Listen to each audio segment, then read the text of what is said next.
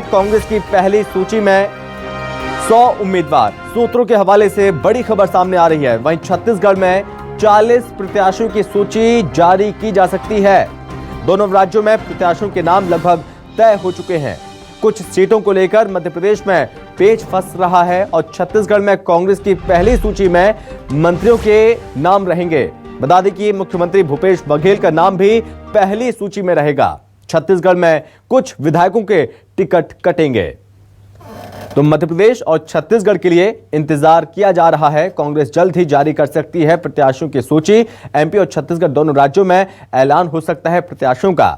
और मध्य प्रदेश में करीब 100 उम्मीदवार पहली सूची में जिनके नाम सामने आ सकते हैं और वहीं 40 नामों के साथ छत्तीसगढ़ में पहली सूची कांग्रेस पार्टी के सामने आ सकती है। माना जा रहा है कि सूची तैयार है, बस 13 तारीख का इंतजार। जब 13 को बैठक होगी उसके बाद यह माना जा रहा है कि प्रत्याशियों का ऐलान कर दिया जाएगा। चुनावी तारीखों का ऐलान हो गया है मध्य प्रदेश में, जो कि एक फेज में सभी विधानसभा सीटों पर चुनाव होंगे। वहीं छत्तीसगढ़ में 2 फेज में चुनाव होने हैं।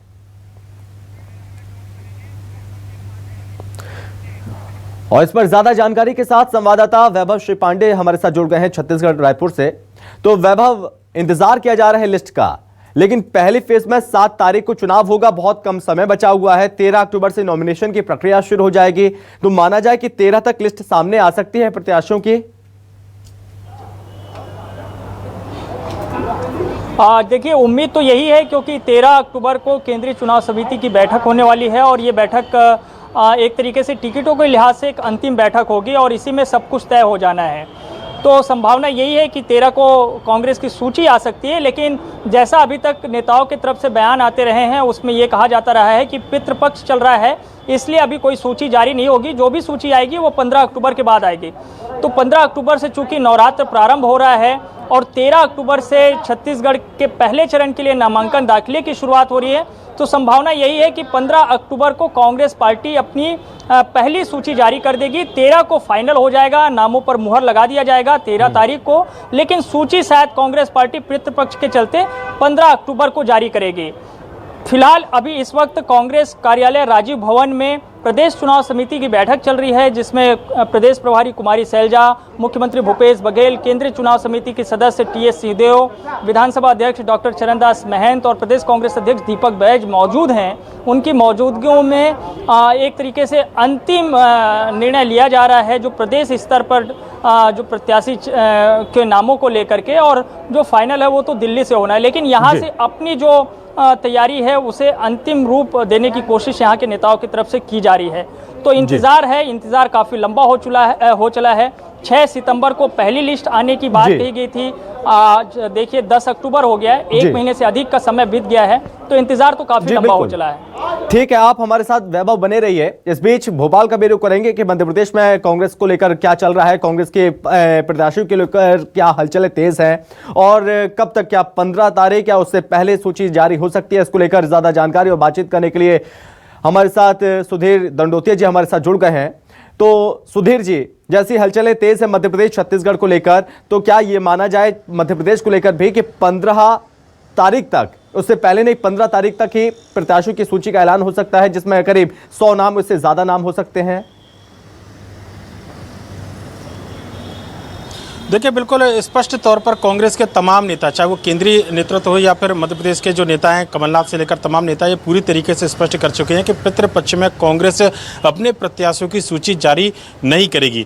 2 दिन पहले जो केंद्रीय चुनाव समिति की बैठक हुई थी उसमें 140 नामों पर सहमति बन गई थी और मध्य प्रदेश के अंदर ये माना जा रहा है कि जो पहली सूची आएगी तकरीबन 100 से ज़्यादा नामों की आएगी। इनमें जो सिटिंग MLA, जो वर्तमान विधायक है, ज़्यादातर नामों पर सहमति बनी है। जो विवादास्पद विधायक है उनमें से 5 या 7 विधायकों का टिकट कांग्रेस काट सकती है, लेकिन ज़्यादातर विधायकों को एक बार फिर से चुनावी मैदान में मौका देने का मन कांग्रेस के नेता बना चुके हैं और CEC की बैठक में इस पर मोहर लग चुकी है। इसके अलावा कांग्रेस के जो पूर्व विधायक और मंत्री हैं, जो दिग्गज नेता है, जिनमें अगर बात की जाए तो अजय सिंह जो नेता प्रतिपक्ष थे पूर्व में, इसके अलावा राजन सिंह पूर्व विधानसभा के उपाध्यक्ष, रामनिवास रावत पूर्व मंत्री, हेमंत कटारे, इसके अलावा ऐसे जो तकरीबन नाम है, जो सिंगल नाम का पहले था जो अपने क्षेत्र में मौजूद माने जा रहे थे, तकरीबन 15 से 20 नाम, उन नामों पर भी कांग्रेस के अंदर सहमति बनती हुई नजर आई है।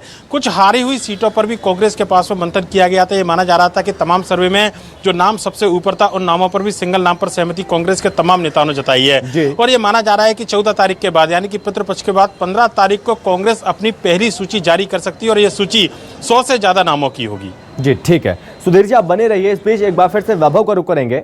वैभव, मध्य प्रदेश को लेकर भी आपने सुना, लेकिन अगर पहली सूची जारी होगी तो इसमें माना जा रहा है कि करीब 40 नाम होंगे। इसमें मुख्यमंत्री भूपेश बघेल का भी नाम होगा और साथ ही यह भी जानकारी है कि जो खराब परफॉर्मेंस वाले विधायक हैं उनके टिकट कटना लगभग तय है।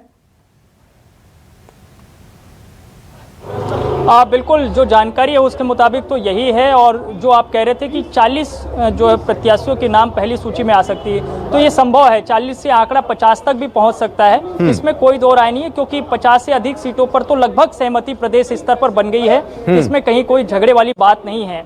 जहां तक मौजूदा विधायकों की टिकट कटने की बात है तो संभव है।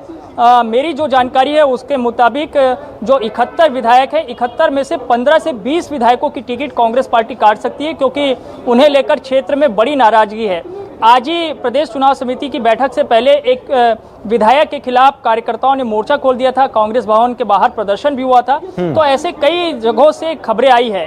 और आप ये भी देखिए, पहले चरण के लिए छत्तीसगढ़ में मतदान है 7 नवंबर को, और पहले चरण के लिए जो मतदान होना है उसमें 3 लोकसभा क्षेत्र है, एक बस्तर है, एक कांकेर है और राजनांदगांव है। और इन तीनों ही जगहों पर 20 सीटों पर मतदान होना है, जिसमें इस वक्त 19 पर कांग्रेस काबिज है, 1 पर भाजपा है, राजनांदगांव से डॉक्टर रमन सिंह है। और इस 20 विधानसभा सीटों में 3 मंत्रियों की सीट भी है। कवासी लखमा कोंटा से आते हैं, मोहम्मद अकबर कवर्धा से आते हैं, अनिला भेड़िया डोंडी लोहारा से हैं। इस बीच जो जानकारी है उसके मुताबिक जो जहां से सिटिंग एमएलए की टिकट कटने की बात है, तो वो एक है चित्रकोट, जहां से राजमन बेंजाम है, संभवतः उन्हें बदला जा सकता है। इसी तरीके से मोहला मानपुर से इंद्रसा मंडावी है, उनको बदला जा सकता है। खैरागढ़ से यशोदा वर्मा है, उनको बदला जा सकता है। और संभावना यह भी है कि डोंगरगांव से दलेश्वर साहू है, उन्हें भी बदला जा सकता है इस बार। हालांकि उनकी स्थिति मजबूत बताई जा रही है, बावजूद वहां पे एक नए चेहरे की भी तलाश हो रही है। ठीक है सुधीर जी, अब जैसे कि बीजेपी ने अपने कई दिग्गजों को मैदान में उतारा है, कई ऐसी सीटें, नरेंद्र सिंह तोमर, कैलाश विजयवर्गीय और भी ऐसे कई चेहरे, तो ऐसी जगहों पर क्या कांग्रेस किस तरह से काउंटर करेगी, इसको लेकर पशुपेश में होगी जरूर। ये चिंता जरूर कांग्रेस के सामने होगी कि इन दिग्गजों के सामने अपना ऐसा कौन सा प्रत्याशी उतारे जो प्रभावी होगा। ये बड़ी मुश्किल है कांग्रेस के सामने अभी। देखिए, निश्चित तौर पर बड़ी मुश्किल है, क्योंकि बीजेपी ने जिन सीटों पर दिग्गज नेताओं को उतारा है वो सभी सीटें बीजेपी की हारी हुई सीटें। और यहाँ पर कांग्रेस के, अगर नरसिंहपुर सीट को छोड़ दिया जाए, तो यहाँ पर कांग्रेस के सामने मुश्किल है कि आखिर अपनी जीती हुई सीट को क्या एक बार फिर से अगर जीतना है तो उन्हीं चेहरों पर दाव खेला जाए, यहाँ पर किसी बड़े दिग्गज नेता को चुनावी मैदान में उतारा जाए। इसको लेकर कांग्रेस की जो पिछली चुनाव समिति की बैठक हुई थी उसके अंदर चर्चा की गई थी, तो उसमें यह बात निकल कर आई कि थी सर्वे के आधार पर क्षेत्र की कार्यकर्ता और जनता के जो पसंद हो केवल उसी को टिकट दिया जाए, बजाय किसी दिग्गज नेता को उस बड़े चेहरे के सामने उतारने के, जो बीजेपी का बड़ा चेहरा है। कांग्रेस अपने दिग्गज नेताओं को उनके क्षेत्र में उतार सकती है। कई ऐसे बड़े नेताओं के नाम की चर्चा चल रही है जिनमें दिग्विजय सिंह और विवेक तनखा को छोड़कर तो मध्य प्रदेश के अंदर कांग्रेस के तमाम दिग्गज नेता हैं। ये संभावना जताई जा रही है कि हो सकता है कि मैसेज देने के लिए कांग्रेस उन तमाम नेताओं को चुनावी मैदान में उतारे, जिससे कि कार्यकर्ताओं के मनोबल में बढ़ोतरी हो और कांग्रेस ये जता सके कि पूरी दमखम के साथ इस बार चुनावी मैदान में कांग्रेस है, क्योंकि सरकार बनाना कांग्रेस का लक्ष्य। और इसके लिए अगर बड़े चेहरों को चुनावी मैदान में उतारना पड़े बीजेपी की तरह, तो कांग्रेस उससे पीछे बिल्कुल नहीं हटेगी। जो बात कही जा रही थी कि पूर्व मुख्यमंत्री कमलनाथ चुनाव लड़ेंगे या नहीं लड़ेंगे, उनके चुनाव लड़ने का फैसला हो चुका है, छिंदवाड़ा से ही वो चुनाव लड़ेंगे, इस बात पर भी सहमति बनी है। इसके अलावा अरुण यादव को चुनावी मैदान में कांग्रेस उतार सकती है। साथ ही साथ कांग्रेस के जो दूसरे दिग्गज नेता हैं जो अपने बेटे या फिर अपने परिजनों के लिए टिकट चाहते थे, उनके रिश्तेदारों के बजाय कांग्रेस की इच्छा है कि वो नेता खुद जाकर चुनावी मैदान में लड़े, जिससे कि न केवल उस सीट पर कांग्रेस को फायदा हो बल्कि आसपास की सीटों पर भी कांग्रेस के कार्यकर्ताओं में उत्साह है और उस सीट पर जीतने का एक माहौल कांग्रेस की ओर से तैयार किया जा सके। नामों पर अंतिम फैसला हो चुका है, तकरीबन 140 ऐसे नाम हैं जिन पर अंतिम मोहर लग चुकी है। अब केवल पितृपक्ष के गुजरने का इंतजार है। कांग्रेस के नेता चाहते हैं कि मध्य प्रदेश के अंदर जिस सॉफ्ट हिंदुत्व को लेकर कांग्रेस आगे बढ़ रही है, जिस हिंदुत्व की छवि को लेकर कांग्रेस आगे बढ़ रही है, उसमें एक मैसेज दिया जाए कि पितृपक्ष में शुभ कार्य वर्जित होते हैं, लिहाजा कांग्रेस अपनी सूची जारी नहीं कर रही है। और अगर नवरात्र में सूची जारी करती है तो कांग्रेस कम से कम ये संदेश देने में सफल रहे अपने नेता कार्यकर्ताओं को कि कांग्रेस हिंदुत्व की राह पर चल रही है। और यही वजह है कि अपनी पहली सूची जो है पितृपक्ष के बाद में जारी की है। ठीक है सुधीर जी, बहुत धन्यवाद आपका, ज्यादा जानकारी और बातचीत करने के लिए बहुत धन्यवाद। वैभव, आप हमारे साथ लगातार बने रहिए।